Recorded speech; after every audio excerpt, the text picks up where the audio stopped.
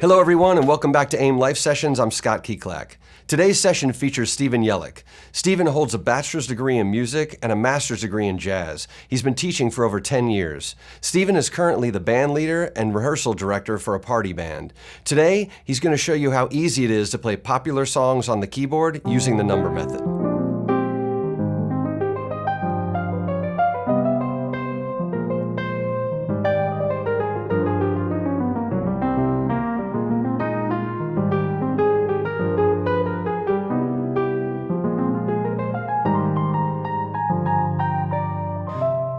Welcome. This is supposed to whet your appetite for how much music you can get through in a program like AIMM. I'm going to show you a few basics, especially for you pianists. Even if you've been playing piano for a while, hopefully I'm going to add something to your knowledge, something to your repertoire, something to your arsenal. And the idea is, as a professional musician, you have what I call core competency, which indicates that you're able to play fluently in all kinds of keys. You know quite a number of songs, and you have I guess a bag of tricks that you can just pull tricks out of and play all kinds of lines and solos, even if you're not sure what the song you're playing is. You could be on stage, hear what's going on, and play an intelligible accompaniment to go with it. So before we get to all that stuff, we have to build a basic understanding of what you're looking at when you see the keyboard. Now, a lot of you probably already know the letters, but just bear with me, it'll be short. You're going to use letters of the alphabet to refer to keys on the piano going upwards. So I'm going to start with A, which is the one that's most of the way through our group of 3 right here, and count up the alphabet till I repeat myself. A, B, C, D, E, F, G. Now, if I go any further, you can see that I'm repeating myself, right? I've reached an octave. Oct meaning 8, these are 8 notes apart. Octave is just a unit of distance between 2 notes. And the word octave, it's built in there that this is a unit of 8. 1, 2, 3, 4, 5, 6, 7, 8. Now, similarly, we have words for intervals between or distances between notes earlier on in the scale. Here's a second, here's a third, a fourth, because 1, 2, 3, 4, fifth, sixth, seventh, eighth. Hopefully, if you're watching, this is making sense to you. Distances between notes, and our musical alphabet goes from A to G. Since there are only 7 letters, it's not quite as intimidating as having to learn, say, a different letter for every single note on the keyboard. We'd run out of letters. So A, B, C, D, E, F, G is for now our vocabulary. Now I'm going to introduce to you, you may not know this, but a major scale is the building block of a lot of Western music. It's even referenced overtly in some films. Think about Sound of Music. They literally sing do, re, mi, which are syllables referring to the first notes of a major scale. Now, the major scale that you and I are going to work with today is C major, often introduced because there are no sharps or no flats, so we're dealing with only natural notes. Now, later on, of course, we're going to have to learn our 5 accidentals, and really there are more than 5. I'm just saying 5 because visually it makes more sense. But the major scale we're going to learn is going to give us the chords we need to play popular songs. Let's look at a C major scale. There it is. All right, well, let me do it for real. C, D, E, and I'm going to encourage you to play this with your right hand the way I am, 1, 2, 3, and use finger numbers 1, 2, 3. Thumb is always 1, and they fan outwards, 1, 2, 3, 4, 5. We're going to do 1, 2, 3, and then we reach number 3, we're going to cross. Follow me. 1, 2, 3, cross to F, and keep running. Once we get to number 5, we're at the end of the scale, right? We've reached C, so now we're going to move all the way back down the same way we came up.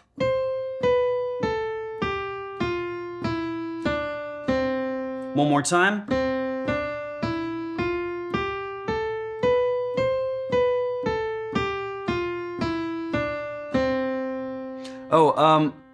For those of you who, most of you are probably infuriatingly young, but for those of you who remember the movie The Aristocats, the Disney film, there's a song in there too that talks about a major scale. It talks about scales and arpeggios, and you can find songs that are designed around the major scale without overtly referencing it, like Somewhere Over the Rainbow. The bass of that song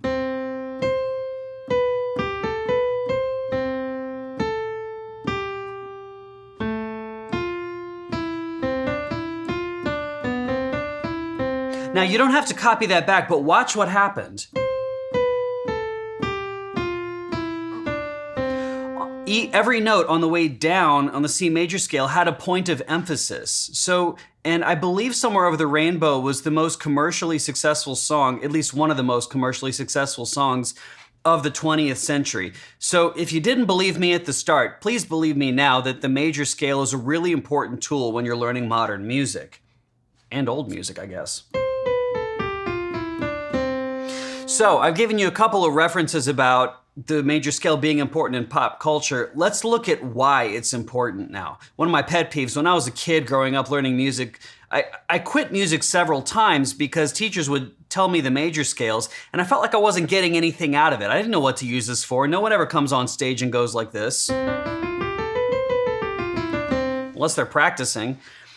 But finally, I learned what you're supposed to do with this.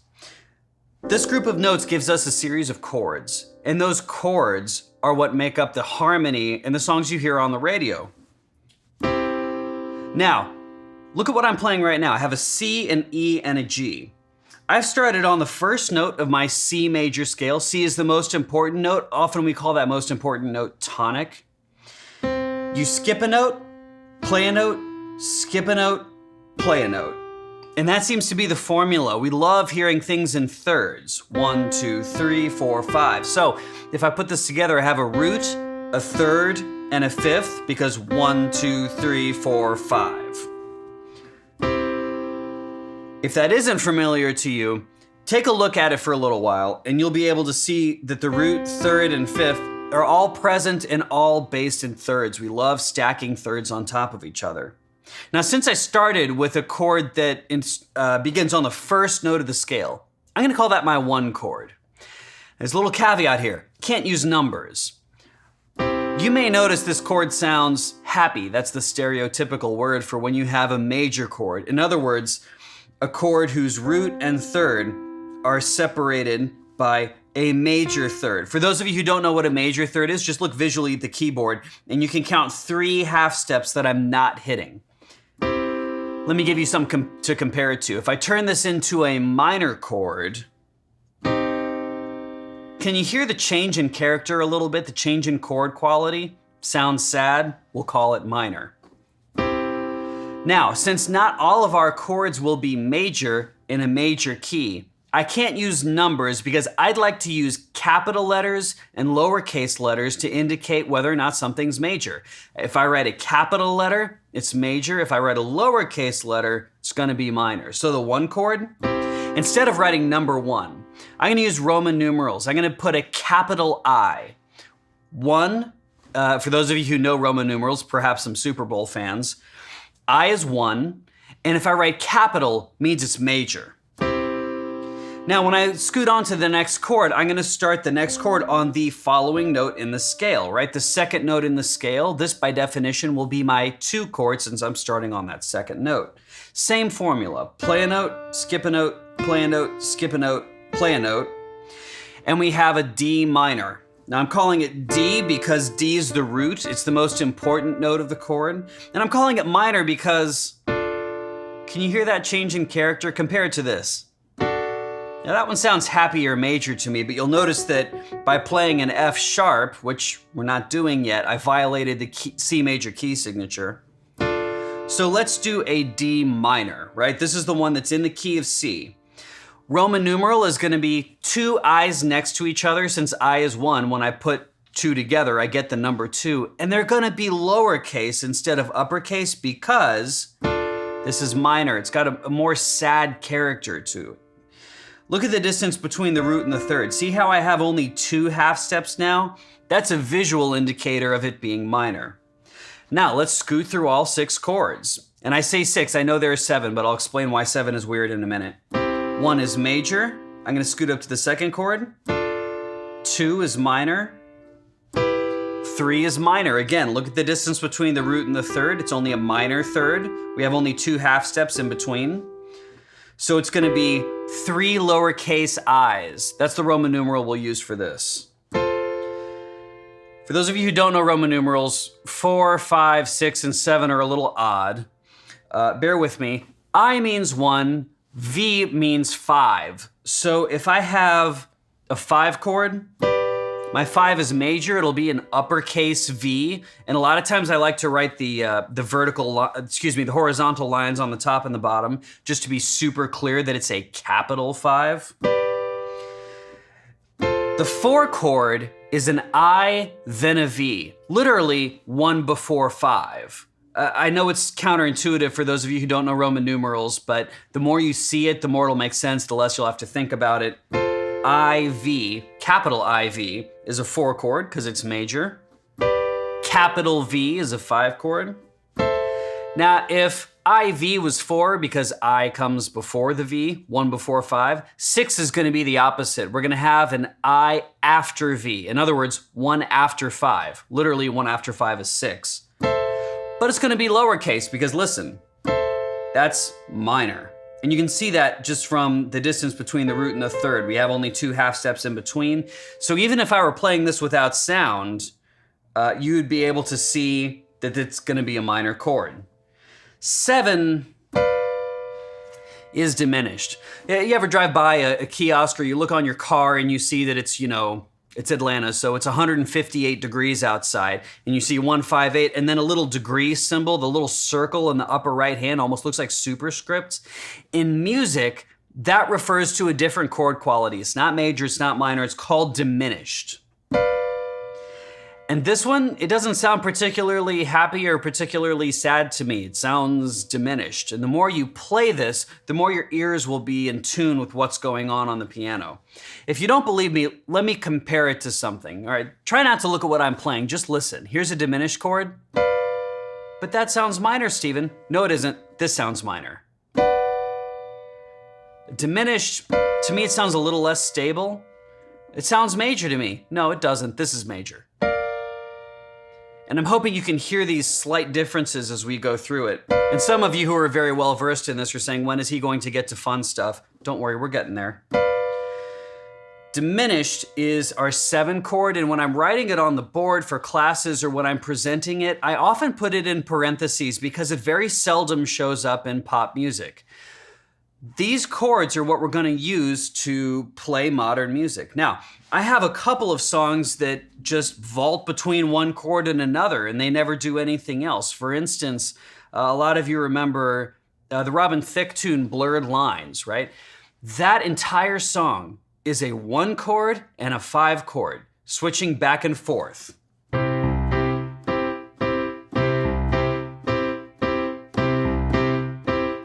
Sing the hey, hey, heys for me.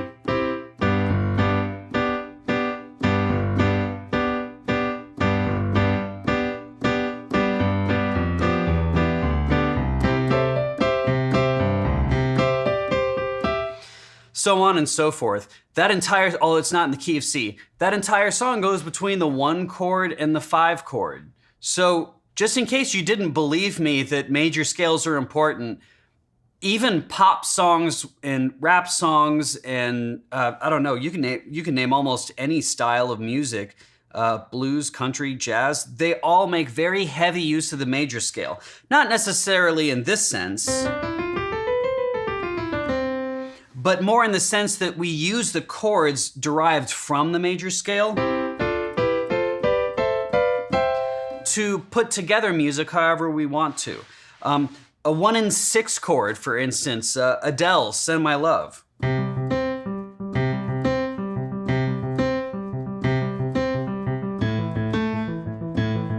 Now, I know it's a guitar intro, I'm just approximating it on the piano, but take a look what I'm playing. This is the root, 5th, and root of a C major, in other words, a 1 chord. I could add a 3rd and it wouldn't sound out of place.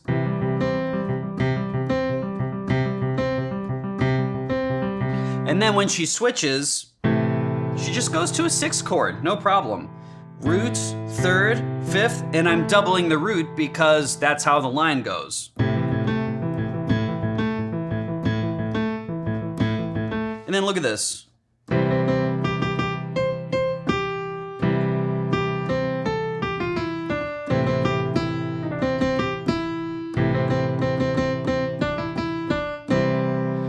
I don't know if hopefully you didn't get distracted by my right hand playing the melody, but my left hand was just playing a 1 chord and a 6 chord at the appropriate times, and you'll notice they got equal values in terms of rhythm.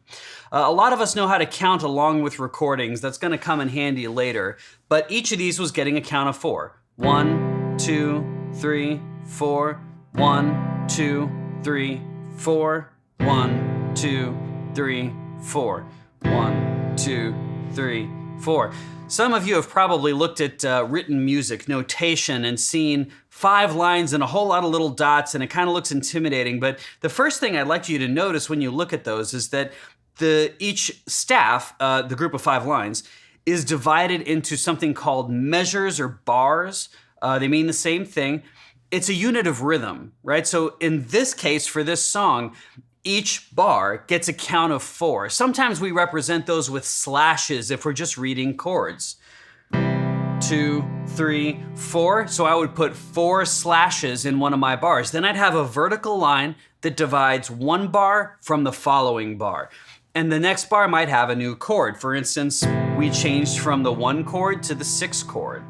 So with Roman numerals, you can map out a lot of tunes without really having a lot of notation if you understand the chords and the melody. Let's look at the 1 and the 4 chord. They switch places all the time. The tune I like to use for this is Best Day of My Life, American Authors. And I'm going to jump all over the board. You're going to hear tunes from me from the 60s and from the 70s and from, what was Best Day of My Life? Was that like 2012? Something like that. That tune uses almost exclusively the 1 chord and the 4 chord. There are 2 bars of each. 1, 2, 3, 4, 1, 2. Get it ready to switch. 1, 2, 3, 4, 1, 2, 3, 4. If I add the melody in, it should become pretty obvious.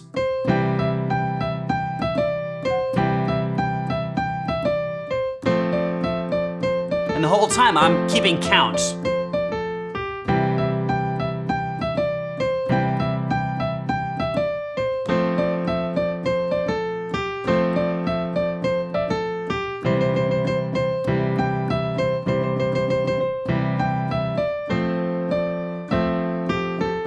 Two, 3, 4.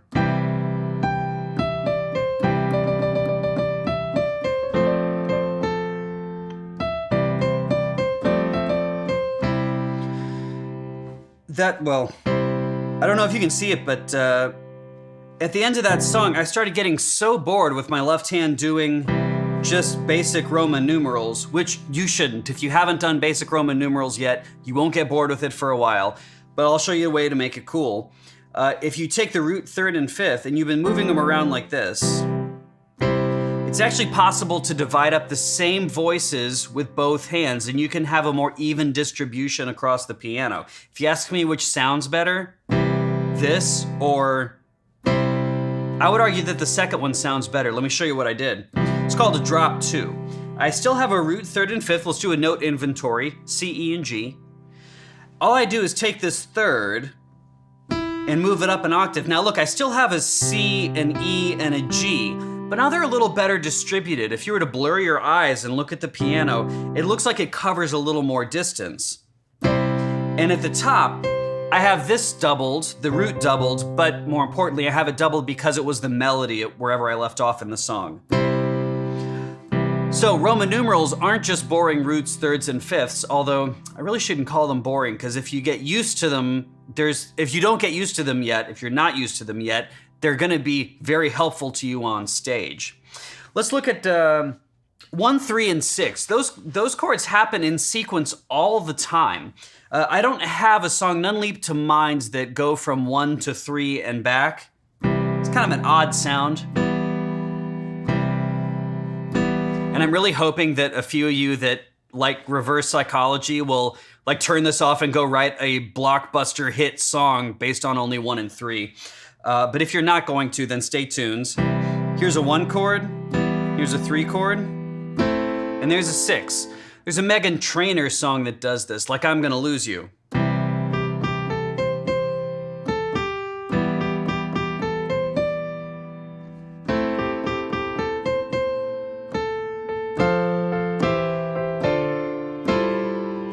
Now I did some other stuff at the end, but I'm hoping at the beginning you saw 1, 3, 6. Those chords follow each other in a couple other songs too. Aerosmith, let's see. Kiss Your Past Goodbye. I think it's from the album 9 Lives. It was written when the band was, like, they nearly broke up during that album, and you can hear in the music there's a couple artistic disagreements about what kind of songs they should be doing. A couple of them are like the old, like the screamy rock sounds that got them really famous, and then there's some power ballads that don't entirely make sense. But in any case, they wrote the song with 1, 3, 6.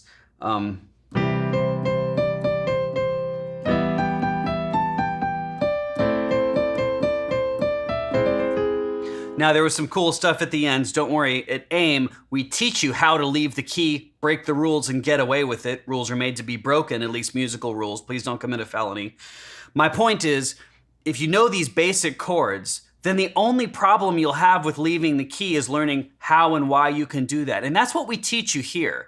Really, the point of this class today is to teach you that a major scale, though it seems like something that boring music teachers give elementary school students, it really is something that you have to understand if you're going to do common Western music vocabulary. But it's the chords that get you there. 1, 3, 6. I feel like I have another couple examples. Queen, Don't Stop Me Now.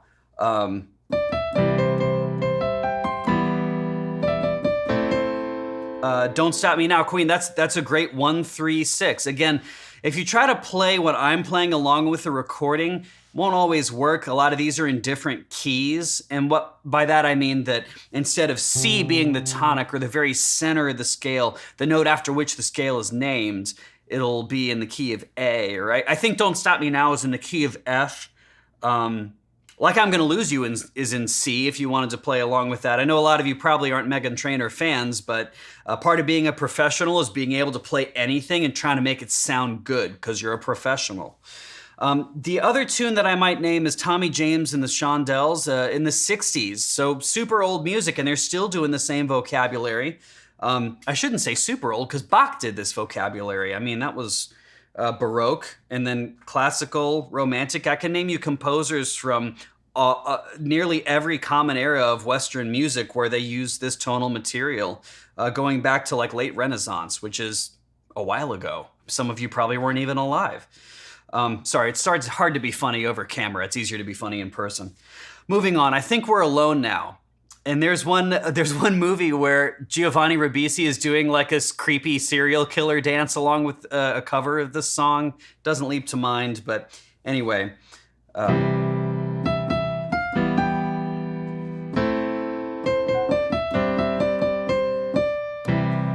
1, 3, 6, and you'll notice the melody changes. I mean, it's all notes from the C major scale, but the harmonic vocabulary is still the same.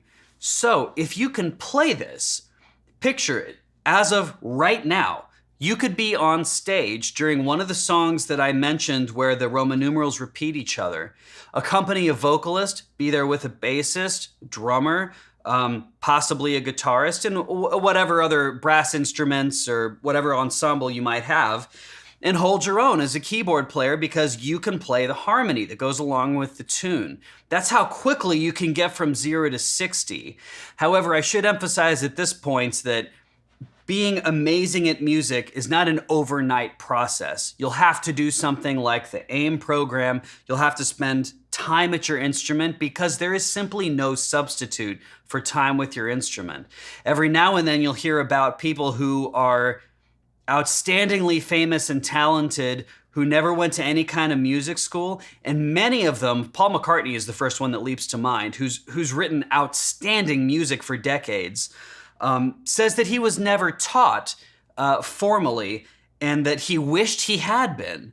But the way he was able to achieve this musical prowess is by spending time at his instruments. A lot of instruments. Now I want to do just a couple more that bounce between one chord and another. A Maroon 5 tune, Sunday Morning. That one is exclusively a 2-5-1. If you play the beginning of the record,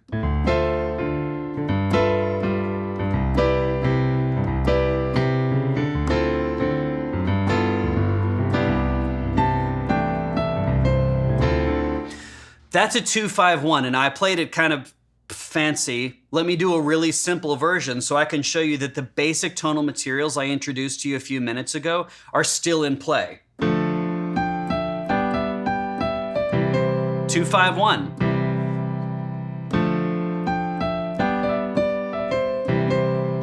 And there's only one part of the entire tune where they deviate from that. It's the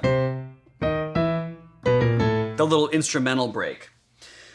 There are a couple of songs that do 1 and 2. I guess the first one that leaps to mind is the tune Valerie. And the one that's typically in demand, at least in the bands that I play and the events that I do, people love the Amy Winehouse version of Valerie. And I'm referring to the very fast one.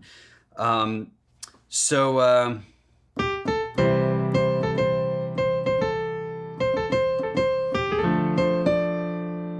you can't hear it, but this da da da da da da da. It's got a very distinct rhythm. But the chords just vacillate between 1 and 2 for the entire the entire verse. Chorus does something different. Excuse me. Verse is 1 and 2. Pre-chorus does something different. And then when you get to Valerie, like the chorus, it's still back to 1 and 2. So it's all the same vocabulary. Again, if you're doing that song along with the recording, it's not gonna fit because the actual tune is in the key of E flat.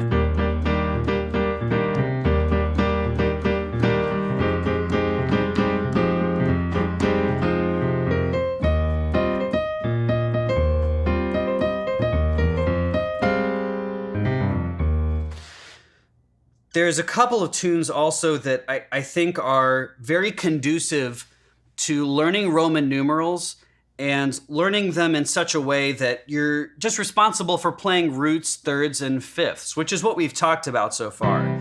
Now, for those of you who are a little well-versed, and when I started playing Valerie, you could see I was doing something other than just roots, thirds, and fifths. Yes, we can go beyond that. But the way I like you to start out practicing is by looking at tunes where you can get away with just playing roots, thirds, and fifths and playing it along with the recording. If you have a keyboard that transposes, you can transpose it so that whatever key the song is in, you can get away with playing it in C. For instance, Valerie, if you wanted to play that on the keyboard in the key of C and the recording is in E flat, all you have to do is transpose it down until it matches. Ain't It Fun, Paramore, is the first one I wanted to talk about that has, I'll give you a little roadmap. There are 2 bars. Each of them has 4 beats. The first bar has a 4 chord all the way through. The second bar is split. 2 beats for 1 chord, 2 beats for the following. We're gonna get a minor 6 and then a 1 chord. And again, this is in the key of E, the record key, but we're gonna play it in the key of C just for visual's sake. So you can identify each of these as they go by, each of these.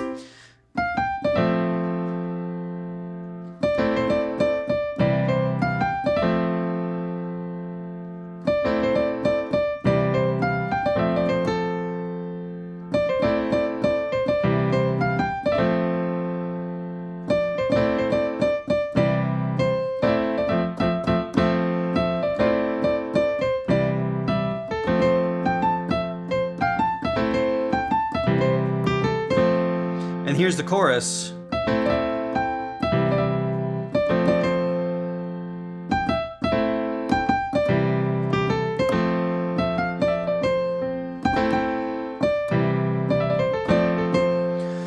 So I'm approximating the melody, but mostly I'm hoping that you're watching my left hand and seeing that the pattern repeats itself over and over ad nauseum. And a lot of how music works is once you get a new tool in your arsenal like this, you'll use it until you become bored with it. And then when you become bored is when some magic happens because you start looking for other ways to play it. That right there, I'm not even gonna show you what it was. That's another way to play a 4 chord, but I'm not gonna show you because that's the kind of thing you learn when you come to AIMM. For today, I'd like you to internalize the fact that our basic Roman numerals in a major key can get you through a lot of songs. If you understand your Roman numerals and you can read a little roadmap like I was describing with the 2 bars back to back, you've already got a lot of songs you can do. Let's look at Shake It Off. I'm not a huge Taylor Swift fan, but remember, the philosophy is if you're a professional, you can make anything sound good. So when I'm doing a gig and I have my double stack 88s, I put on all kinds of sounds and organs and stuff that I think make it sound more impressive than just the composition it's on its own. Unfortunately, with me here, you're going to get kind of the dry version because I just have a piano and I don't have any accompaniment. But I am going to show you that the same vocabulary we've been using so far is still applicable. Here we have an 8-bar form. Again, 4 slashes indicating that each bar gets a count of 4. And I'm going to put a 2 chord in the first 2 bars, a 4 chord in the next 2 bars, and a 1 chord that wraps it up.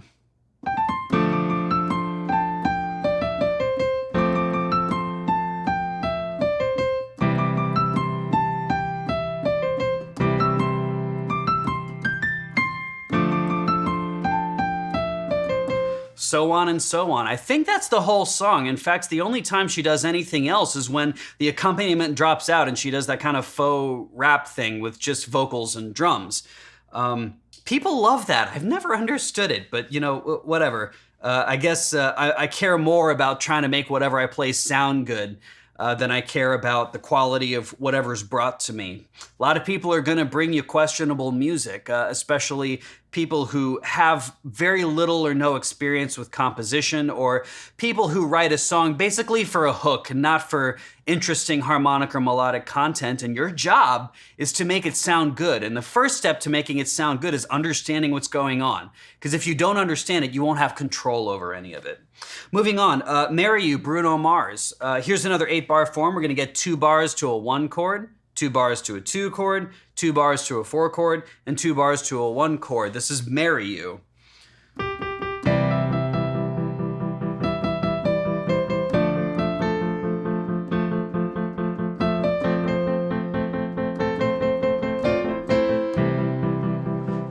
Now, in my left hand, you can see me adding a little bit of texture because as the count goes by, it's going to sound really empty if I don't do that. But I was able to use the exact same voicing that I taught you at the very beginning, root, 3rd, 5th, and it still works. Now, there are obviously things I can do to make it sound better and make it sound more fancy. But for the purposes of this video, that's the goal. Make it intelligible, understand what's going on, and keep track of where you are. If you haven't done this before, it's kind of a lot to keep track of. You have to keep track of your counts of 4 so you don't lose it. For some of you, that kind of happens naturally, especially if you've worked on it before. You have to keep track of what chord is coming next, and you probably have to keep track of where you are in the song. I believe that song is an F, by the way, so it's a pretty serious transpose, a perfect 4th if you want to play that along with the recording. Course of Mr. Brightside, believe it or not, is the same stuff, and I can anticipate questions coming from you guys like, no, it's not. That's heavy, distorted guitar. The stuff you've been talking about so far is kind of, I don't know what to say, standard. Compared to that, I mean, surely rock stuff doesn't use major scale stuff. Yes, it does. Mr. Brightside.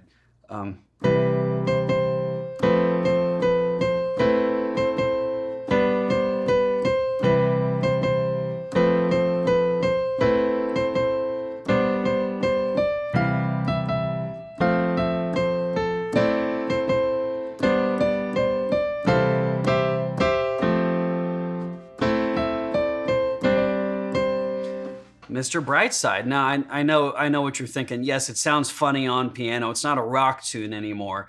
But if you listen to the pitches I played, you'll realize that they actually fit nicely into the song. Again, that song's a half step away, so you'll have to transpose so your keyboard sounds in D flat.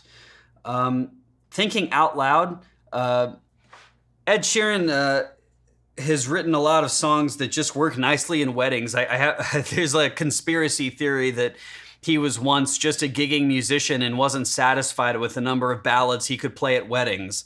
That's not really true. But a lot of his songs lend themselves really well to playing at weddings. And Thinking Out Loud is the one I want to talk about, and it introduces a new concept to us called an inversion. Now, take a look at what I've got here. C, E, and G. It's a 1 chord. If I take the C and move up an octave, I still have a C, E, and G. So is it still a C major chord?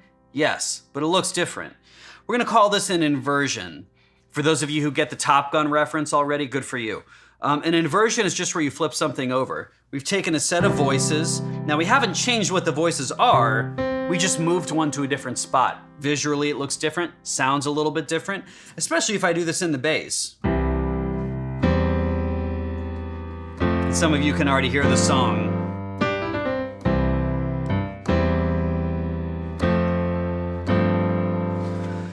This thinking out loud is a 1 chord. Then, first inversion, look at my left hand. I'm playing the root, which is root position. That's what we'd expect from a normal Roman numeral. But after I put the third in the bass, I have to call it first inversion, because it's been flipped, right? Same note inventory, but different note in the bass.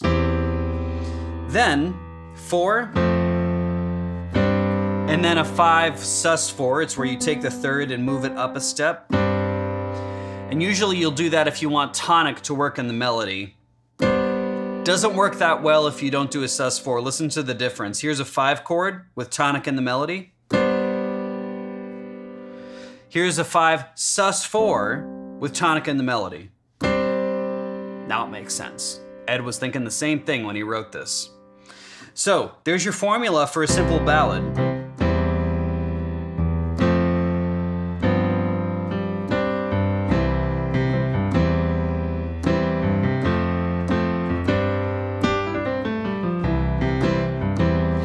And despite all the other stuff you saw me do, it's a 1 chord, first inversion, 4, and then a 5 sus4. That's it. That's the template.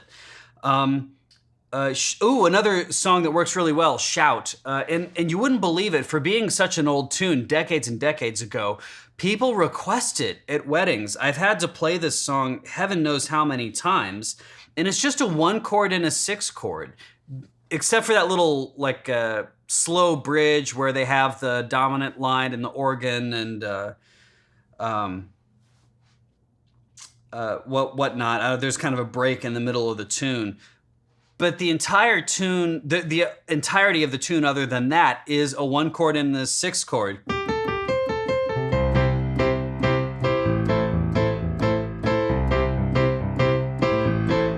Now hopefully I'm having you look at my left hand here, because it's the one hitting the roots of the chords. And my right hand is just kind of lazy. Instead of playing this and then jumping all the way up to a 6th, the way we talked about at the beginning, with a root 3rd and 5th, I'm just playing inversions because it's easier. Look how little my hand has to move.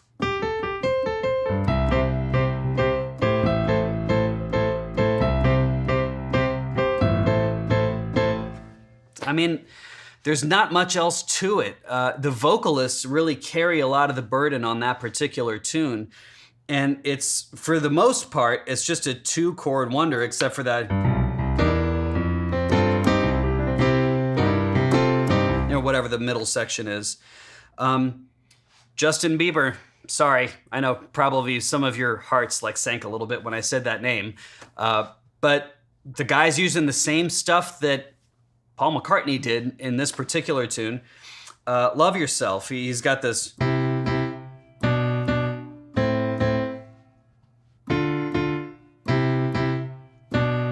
Again, in the wrong key, so don't expect this to work with the recording if you're playing in C. But the chorus of that record is just 1, 5, 6, 4.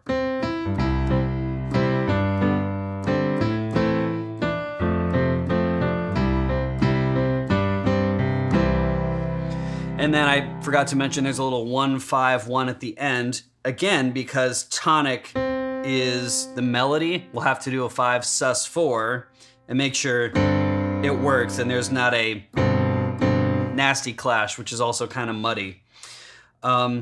Shut Up and Dance, 1, 4, 6, 5.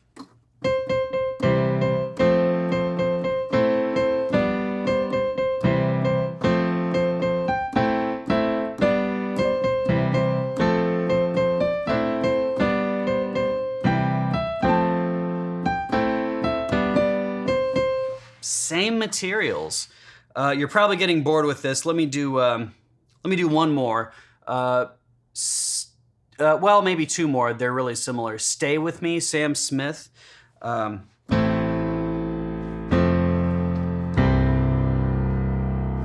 6, 4, 1.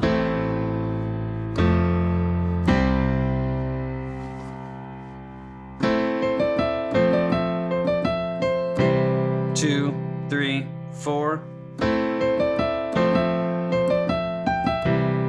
And not only are the chords should look familiar to you by now, that was just a 6, 4, 1, but even the melody is starting to look like it's based around the tonic triad, which often melodies are. Notes of emphasis often include tonic, the third, and the fifth of the one chord. That's really the definition of a key center. A lot of the notes and chords in a major key eventually point themselves back to the most important note, tonic, the note after which the scale is named. The other one that leaps to mind is Next to Me. Hang on, I've got the rhythm from the other one still stuck in my head.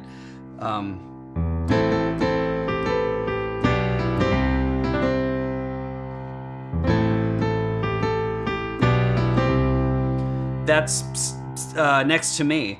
And in fact, every time my gym has like this terrible 40-song loop, and it keeps playing and playing and playing over and over. So if you're there week after week, you get hammered with a lot of the same songs over and over.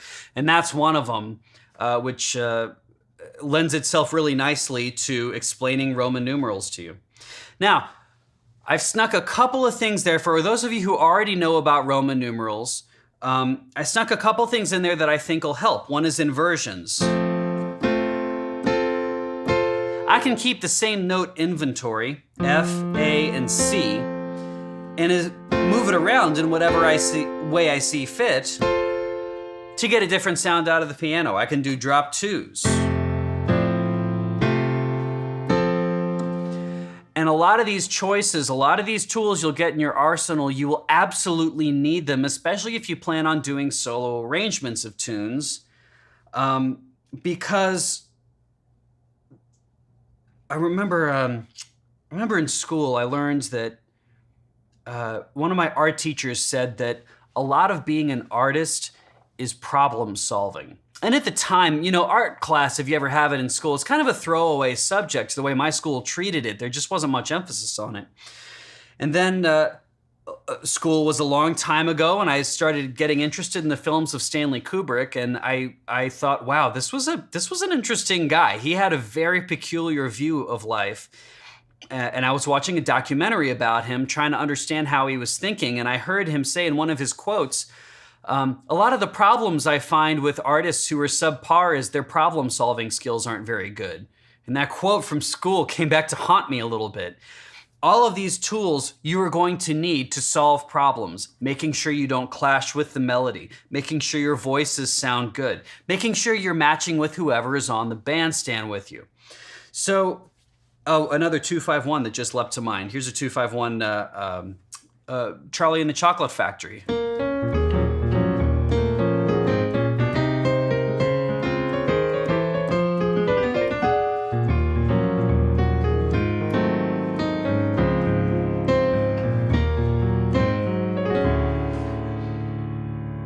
How did I do all that extra stuff and just play, instead of playing 2, 5, 1?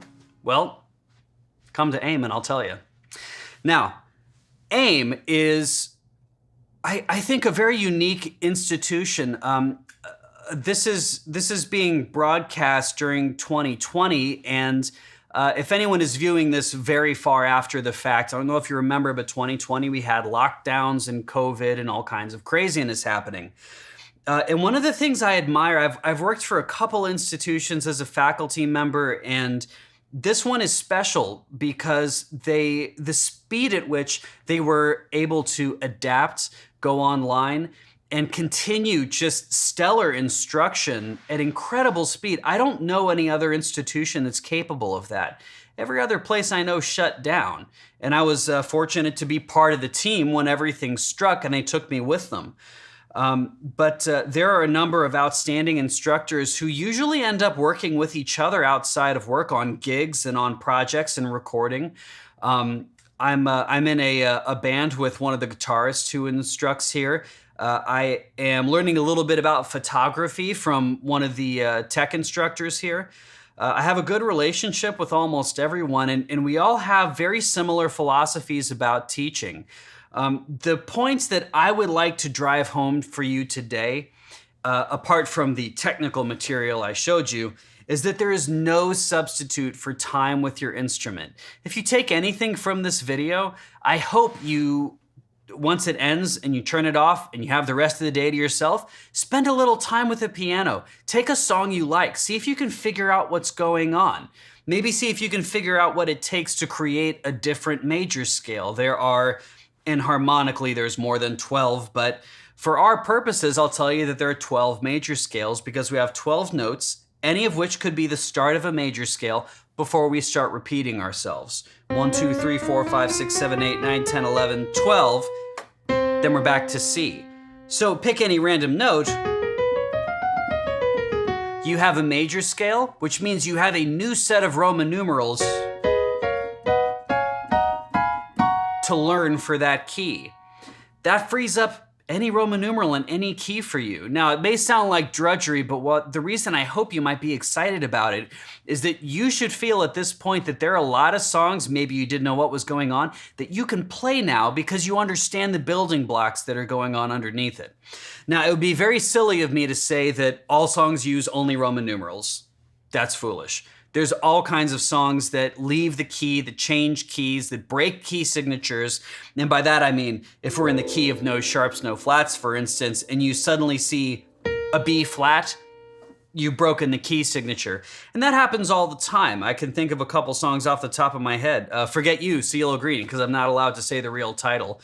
But we'll teach you how to rationalize it, how to deal with it, how to remember it, how to hear it, how even to sing it, because if you can sing something, you're much closer to being able to identify it when it hits your ears for the first time. Now, I'm gonna leave you with this last little bit. I like to do this in person. It's a little harder to do it electronically, but often I will ask my student, pull up whatever song you were listening to on the drive in to AIMM for this open house. And I'll always get a couple of students to pull out their phones and play a recording for me. And I'll take one little 8-bar section of it. I'll usually need to hear it maybe 2 times, possibly 3. And then I'll play it on the piano. Figure out what key it's in, figure out what the chords are. Even if they leave the key, I can still get it and play it. And I usually get a few jaws dropping because their question in their minds is, how did you do that without consulting any music and without having heard the recording before? And my answer is, spend time with your instrument, come to AIMM, learn how to do this. That will give you the kind of fluency and the kind of expertise that makes it look like magic to an outsider. The average person on the street will tell you that that ability is innate. Oh, some people can hear it and some people can't. That is 100% false. Being able to hear something and play it is a result of spending time with your instrument, spending time with your ear training, and I can't think of a better way to do that than to go to a professional program like AIMM and have professionals help you step up to their level. I hope you got something out of this session. My name is Steven Yelich. I hope to see you at AIMM, even if it's only electronically. Hopefully we'll be free of the virus before too long. But this is the point where you turn off your camera and go have fun with your instrument. Catch you later.